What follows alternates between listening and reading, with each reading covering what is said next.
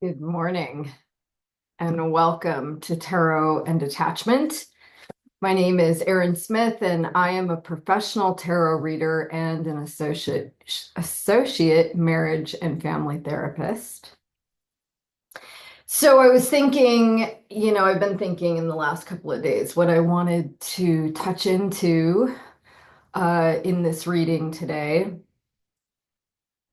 And, being a person who sees a sort of broad cross section of the population, both in terms of the work I do with the tarot and also as a therapist, one of the themes that I have noticed lately, which likely will not be surprising, is a certain amount of emotional overwhelm due to just the onslaught of intense,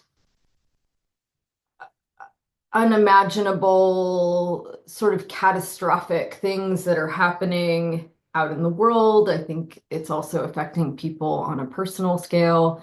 And certainly amongst people who live here in my city, in Los Angeles, the beginning of the year with the fires and with everything that's going on politically at a national scale, I just think that there's a lot of intensity and people are feeling a significant amount of burnout or overwhelm, which, has gotten me thinking about how we cope in these periods of distress and what that looks like, emotional self-regulation. And, sadly, we already live in a culture that doesn't teach people at a young age how to self-soothe or emotionally self-regulate. If you were lucky enough to be raised in a securely attached household, what that looks like is when you are in a state of overwhelm, which, children often are. It's why you see children throw tantrums. And I want you to imagine this now from their perspective. Their brains are wide open, taking in so much information about the world around them that every neuron in the brain is lit up to receive this sensory input in order to learn about themselves and the world. And so, not surprisingly, it's really easy to get overwhelmed, to be overly sensorily, um, just it's too much. And in those moments, a child needs containment. They need to feel in this untethered state, surrounded by the enormity of sensory input. They need to feel contained. So a child who's throwing a tantrum will often just want to be held.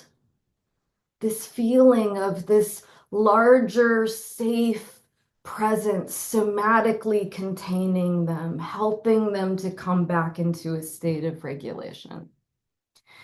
Also, this sort of co-regulating that happens when you have a securely attached parent or caregiver, when they are able to feel regulated because of, mirror neurons and just because we are social creatures. We live in social groups. We're not meant to come back into a state of regulation all on our own. And so when the parent feels calm and secure and safe within their own bodies, and they're not unnecessarily distressed by the big emotions of their child, they feel that they can be a kind of safe haven or containment for that child. Then again, that sort of immediately signals to the child's central nervous system that it's okay, that they can come back into a state of regulation. But if the parent is dysregulated themselves and then witnesses their child having this big emotional meltdown, then it actually has the opposite effect. It ramps up the emotional distress of both parties. Um, and this is just what I see a lot. It's what I experienced in my own family of origin. I never felt safe. In fact, it was probably worse to try to go and get some comfort and soothing from my parents. And so I I was kind of left on my own to figure it out. And, I did things like I sucked my thumb and I snuggled with my stuffed animals and or I would rock myself. These are all very primal sort of ways of attempting to come back into a state of regulation. Um, and they work to some degree. As I got older, I turned to drugs and alcohol. That was a much more effective way of shifting that emotional dysregulation. It would detach me from my emotions in a way that was more manageable for me. Of course, that then became a problem on its own.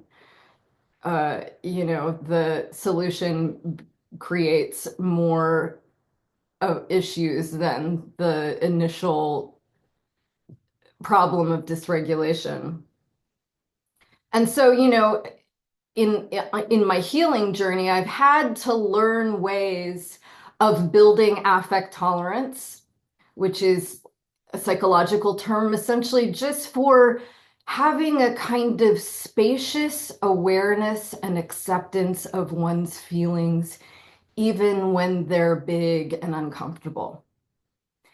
And understanding that big, overwhelming emotional expression that you're experiencing in your body isn't going to kill you. And it's not even necessarily something that you have to address immediately in the moment. What you notice when you are developing the ability to get curious and to be with that intense emotional state is that it rises, it peaks, and it falls away, all on its own. Um, that it isn't a problem that needs to be overcome. And in fact, the experience of staying present with those big, uncomfortable, overwhelming emotional states in some ways replicates the very thing that was missing for me in my childhood, a compassionate witness. And, this is not to vilify my parents. They didn't learn it in their families of origin. And this is, in fact, what we're looking at in society today. We're talking about intergenerational wounding. This is not, it is a collective problem. And it's causing severe issues in society. It is, I think, responsible for why we are destroying the environment. This insatiable need to fill the hole with something in order to feel okay. It's overconsumption, and obviously, as a person who once was in the throes of an active addiction, I know what that's like. That insatiable need, that inability to feel satiated, that inability to feel safe and comfortable in my own body, and needing this external thing in order to distract myself or calm that sensation or even drown out that sensation for a moment. But of course, it always comes back, right? Because really, what I was looking for, what I didn't know I needed, was simply to be witnessed, was simply to come into a state of recognition where I understood, I could look into my own experience and I could get curious about the quality of sensation and maybe even identify what that emotion was and name it. Um, and simply that act of being present had a significant effect on bringing me back into a state of calm and regulation. So, my question then to the cards today is I want to put it out there to the universe, to the collective.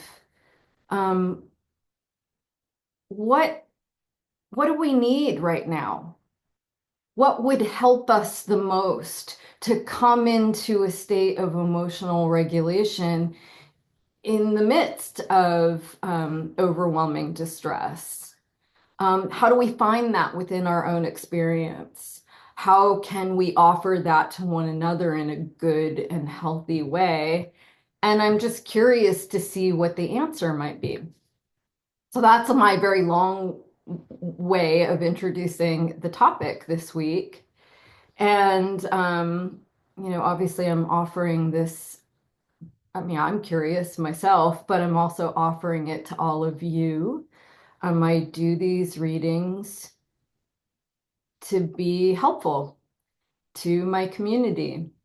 It is it is of some importance to me to feel like I'm being useful at this time. And so, I am just going to ask that if you appreciate the work that I do, I would appreciate it if you would like and subscribe to the channel. It's the way technology works these days that your interaction allows more people to find this information. So I'm going to go silent. I'm going to concentrate while I shuffle, and I will be with you momentarily.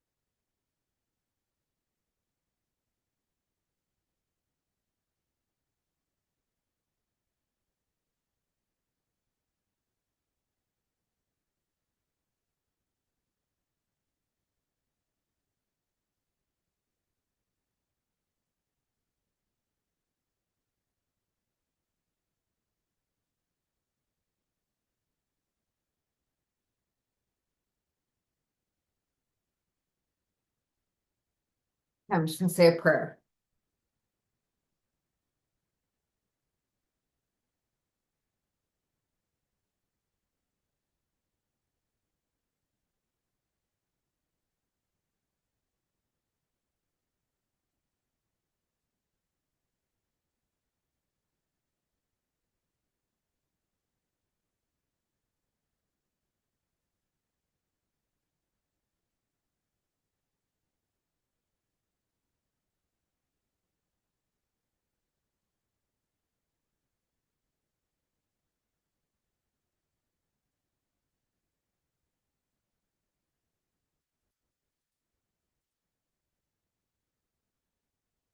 Hmm, hmm, hmm,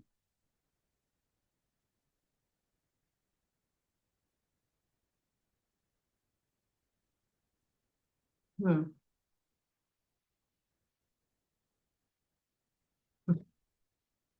hmm, hmm, hmm. It's really interesting how this question is being addressed. And So there's a lot of sword energy coming up here and a certain amount of wand energy, which I think is an interesting way of approaching a question regarding emotional regulation.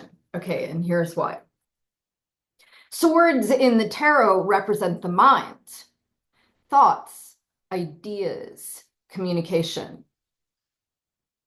So in some way, spirit is making this connection, and certainly cognitive behavioral therapy has arrived at this same point of data, and that is that the mind affects the emotions. So if you are spinning, if you are obsessing, if you are ruminating on negative thoughts, negative thought patterns, either about yourself, about others, about the world at large, if you are continuing to stew in a narrative that is harmful or frightening, then it is going to be very difficult to come into a state of regulation. And so that's what we are seeing here with the Nine of Swords. The thing that I find so significant or interesting about the Nine of Swords, well, a couple things. First of all, this is one of the cards that I refer to in my thesis on tarot and attachment. And I associate the Nine of Swords with anxious, preoccupied attachment. And anxious, preoccupied attachment is a kind of obsessive rumination or fear on abandonment. And it originates, we develop anxious, preoccupied attachment in circumstances in childhood where there is inconsistent or overbearing parenting going on in the household. So sometimes they're there, sometimes they're not. You never know what you're going to get. Sometimes you fall down and you skin your knee and there's someone there to tend to you. And sometimes they're either absent or they're incapable of showing up for you. You're left to deal with it on your own. And what this does is it creates an internal state of anxiety, right? Never knowing if in that moment, in that instance, you're going to get your needs met. And you're left to figure out in your mental narrative what you need to do in order to elicit the response that you need to help you to soothe. What did I do? What did I do last time that got them to show up for me? What am I doing wrong? What's wrong with me that I can't seem to get my caregiver to respond to me consistently in the same way that I need over an extended period of time? And of course, in the child's experience, it's always their fault. It's the thing that's so heartbreaking about insecure attachment. They're not cognitively sophisticated enough to understand that their parents are flawed human beings who are who maybe also didn't get their needs met in childhood, or who are extraordinarily stressed because of financial instability, or problems within their marital relationship. Again, it's like, being an adult is complex and hard, and a child cannot understand your perspective. So if the child is not getting their needs met in a good enough way, they always blame themselves. They always look to what is wrong with me that I can't get my needs met. And when it's inconsistent in this way, okay, so when you're just not getting it all, you figure out early on, I'm not going to get what I need from these people. And you set out to go get your needs met in other ways. This is dismissing attachment.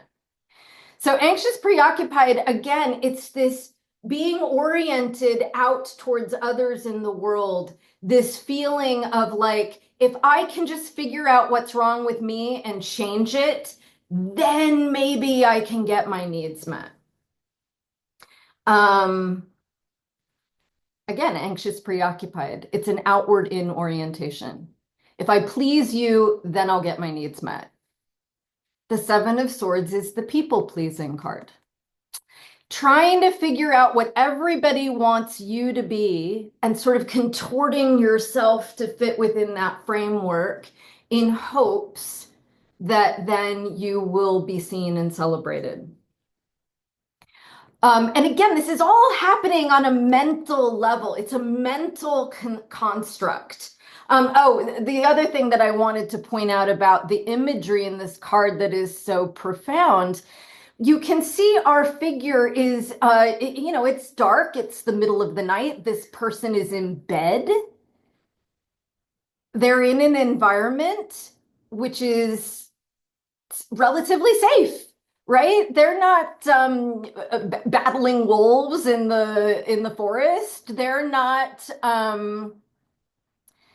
There's no imminent danger in this scenario other than what's happening at the level of the mind. Those swords, those thoughts are causing this significant distress, and it is not an accurate representation of what's happening in the present moment.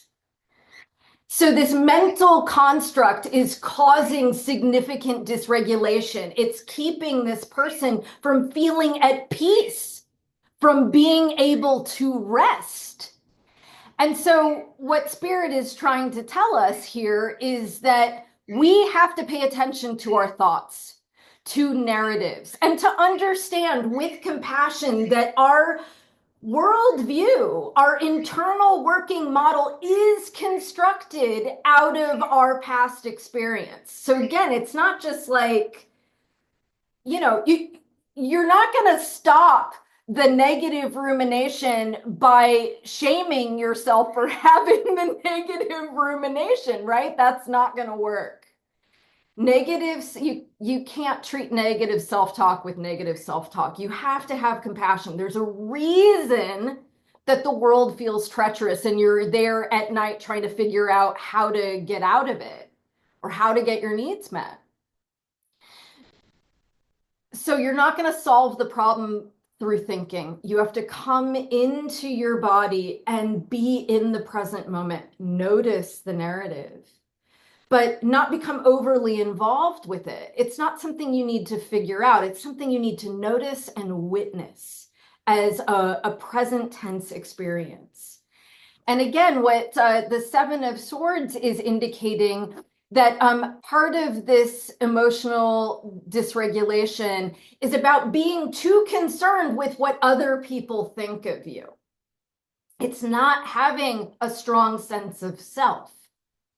The irony, of course, is that when you were a person who had your relational needs denied, it's, makes sense, right? That you would become overly obsessed for how to get your needs met from someone else. But as we grow up and become adults, that feels overbearing, right? To have somebody be like, "Do you like me? Do you like me? Am I doing it for you?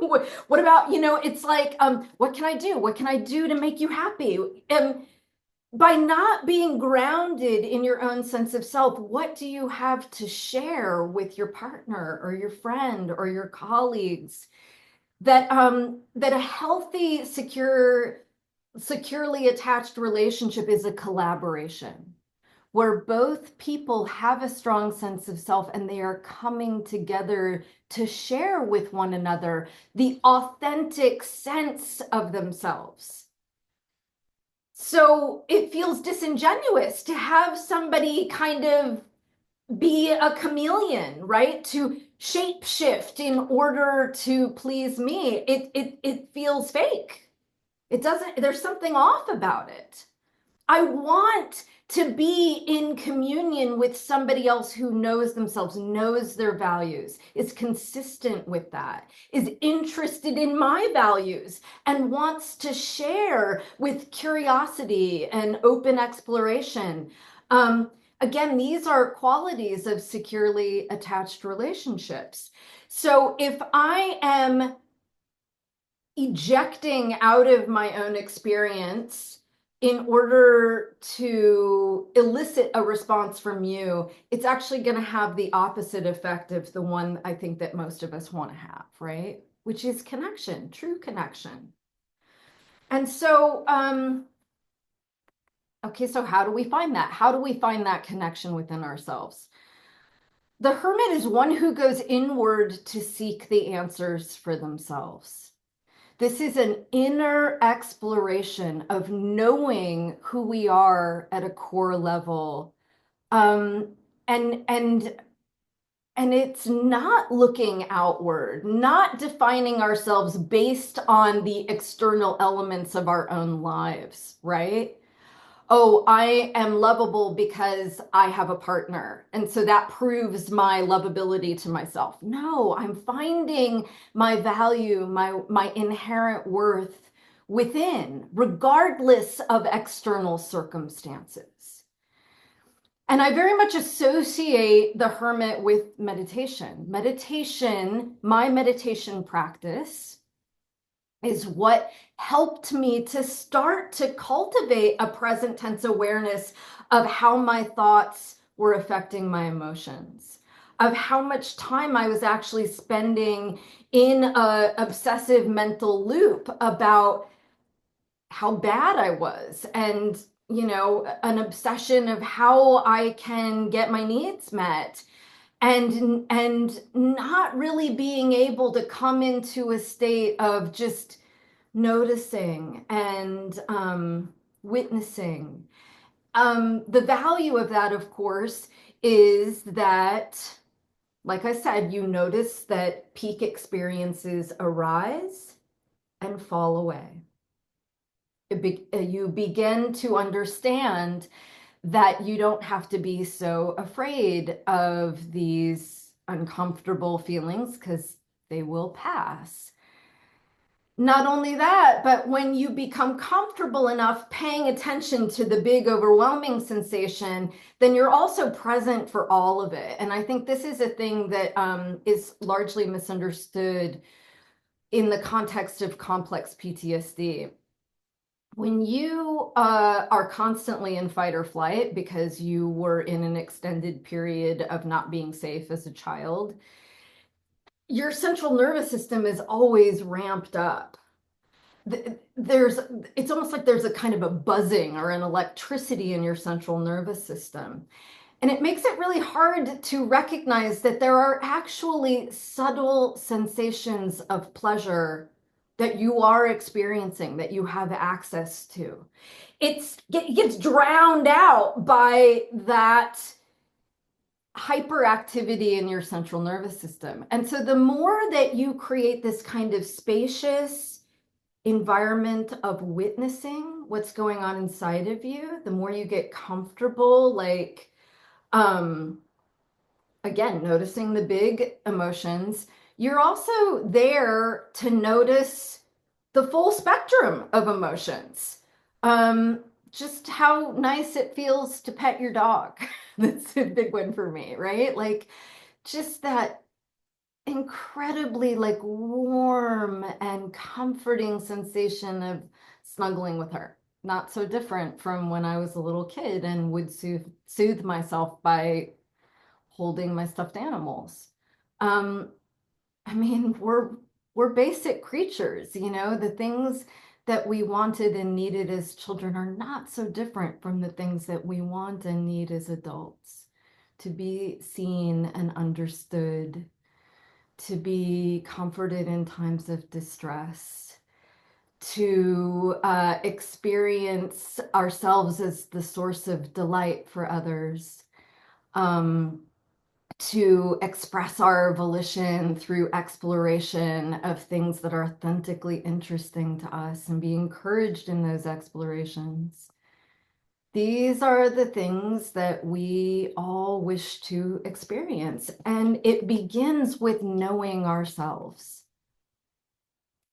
We have to have a relationship with ourselves before we can then go out and have a healthy, interdependent relationship with others, not codependent or completely detached, right? We're looking for that sweet spot in between. And sometimes we need extra help, right? Hierophant is what I associate with spiritual teachers or guides, mentors, therapists, trusted advisors. For me in my life and on my healing journey, it's been all of these, my meditation teacher was instrumental at teaching me the tools to begin to have a relationship with myself and stay present with overwhelming sensations in my body and in my mind. Therapists have certainly been able to help me see more clearly my own story and to rework the narrative and notice how I'm still in my present stuck in some past conditioning.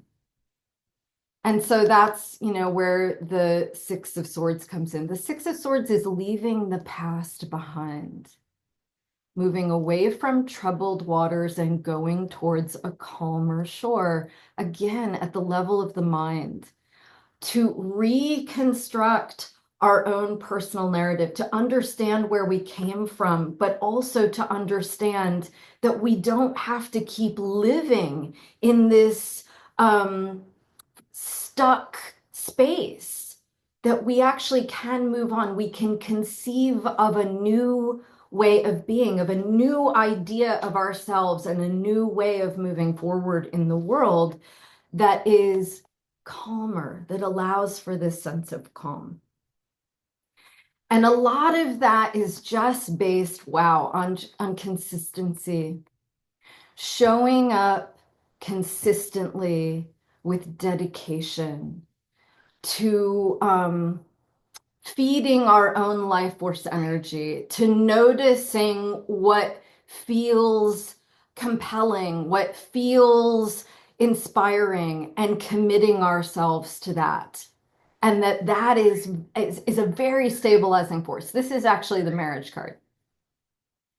And so, you might say, like, in a literal sense, like finding a marriage could be very healthy to your internal constitution. And I would say, absolutely, if it's a securely attached partnership, 100%, that is incredibly helpful for emotional self-regulation.